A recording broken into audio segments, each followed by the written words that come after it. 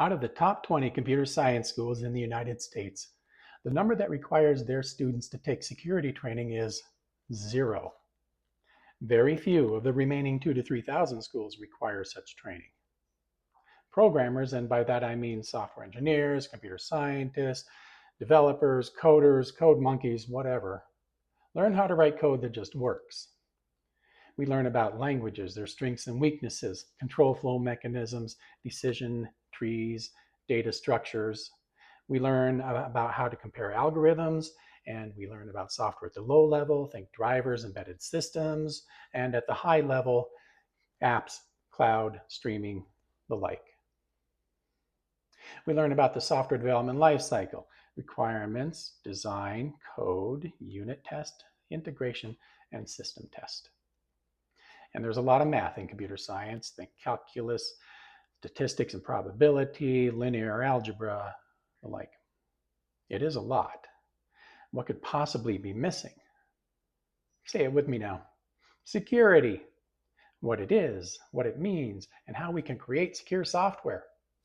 Missing. When these people graduate with their computer science degree or any other STEM degree, they're qualified, at least on paper, to work on all the software.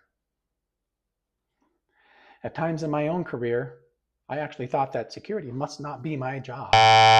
If it was important, wouldn't I have been taught it?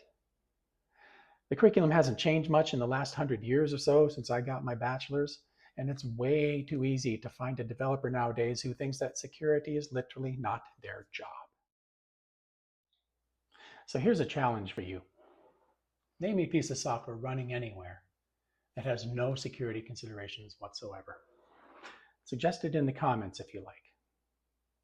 Now, if you ask your programmer friends that question, they might give you a good answer. Depends on their education and experience. Maybe they took security electives in school or have worked for a while in a regulated industry. But the vast majority of today's programmers, many of whom are self-taught or trained in other areas, have learned none of the security principles.